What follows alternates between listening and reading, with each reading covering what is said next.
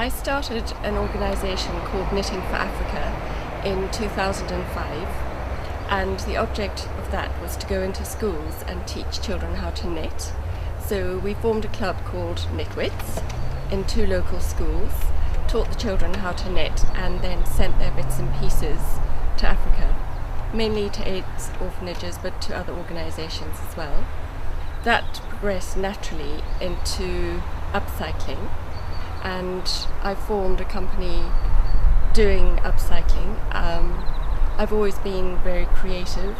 I see the world in colours, textiles, shapes, and so for me, I'll look at something and think, oh, what can I make out of that? So that was a natural progression. And then about 18 months ago, we were clearing out our loft to have it insulated, and I found my husband's school uniform. He was at school in New Zealand, so it was very precious and he didn't want to throw it away. So that was the incarnation of What the Blaze is, because straight away that was the next cycle of what to do, making something out of nothing.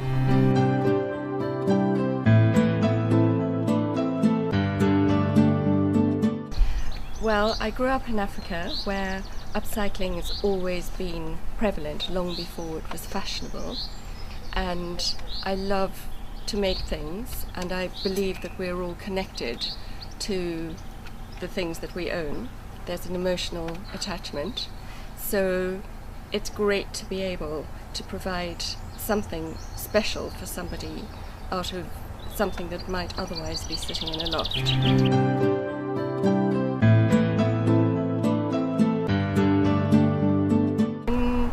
Africa, where I grew up, upcycling was very much a part of life, especially when there were sanctions. There was always a feeling that we had to cobble things together with bubblegum and sellotape, and so I've always had that ethos and the belief that we are all somehow related to our things means that doing things for What the Blaze is just a natural progression.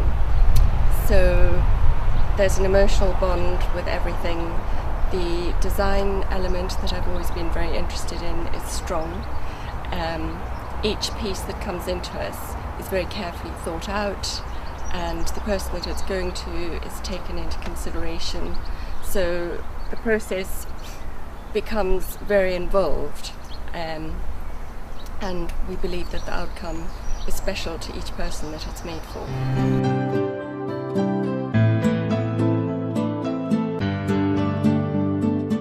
It's great to be able to work from home because I've got a few children, and running a household and managing everything that goes with that takes up quite a lot of time. So I can fit in What the Blaze is while the children are at school, and then do admin in the evenings if I need to. It can be quite lonely, and the other thing is you can get quite insular, so it's good to have networking groups like I have to keep the links with other people open, and then force you away from just being creative.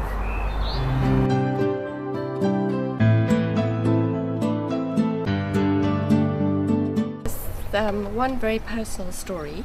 We recently did a cushion made out of ties, which belonged to a gentleman who passed away, and his daughter wanted something for her mum to remember him by. They also didn't want to throw his lovely things away, so the object was to make something beautiful.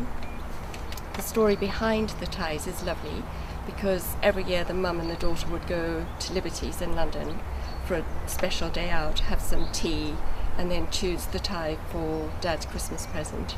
So that was a very emotional but very lovely project to work on. We've also recently just finished a job for Brasserie Blanc, which is a restaurant chain around the country, and the brief for that was to make crazy lipstick cushions and just bring the restaurant to life, which I believe we achieved. The amount of time it takes to do a project varies dramatically on how much things have to be taken apart and then put together again. I'm very involved on the design level, but I do have a group of wonderful ladies who are my art workers in the area who put things together. So it could be anything from an hour to 3 days, depending on the size of the project. Just to give you a little idea of some of the things we've done, this is a cut-off of the tie cushion. As you can see, they're all sewn on individually onto a backing and then trimmed down to make the cushion. These are also bits of tie left over. Much more exciting to see the cushion. This isn't very exciting. An idea of what to do with an old school scarf is to make a draft excluder. So either way can be the front or the back. In fact, this isn't a school scarf, it's from St Hild and Beads at Durham University. This is a school blanket made from the school formal uniform and the games uniform. A little bit of history and interest on this blanket is that the child it was made for kept on growing, and the mum was waiting for him to wear the knees out so she could buy new trousers, but as you can see, she had to keep letting down the hem. So that's a bit of fun.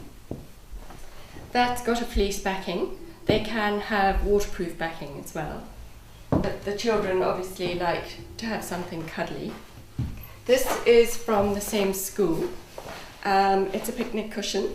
So there's a hockey sock, the hockey top, the shorts and the colours badges. So that's quite fun. It's basically the child's sports uniform. And this one is another child from the same family. So it's the high school, the primary school, the guide badge and the games uniform. So there's a little element of all her time at school, which is lovely. These are cushions made from the leftover bits for Brasserie Blanc. So as you can see, they are very bright and vibrant.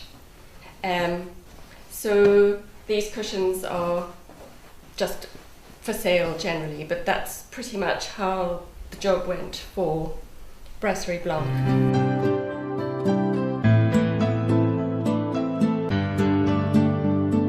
Well, the ambition is to keep doing what we love, and it would be great to be able to do cushions for school leavers, as it's a more perhaps original and more interesting and certainly more personal piece of memorabilia for their time at school. Possibly getting involved in corporations. A lot of the work that we do has been for sports people as well. So one of the Volvo Around the World Ocean Races has got a blanket out of his crew shirts for the last 25 years. So really just more of the same and doing what we love, that's important.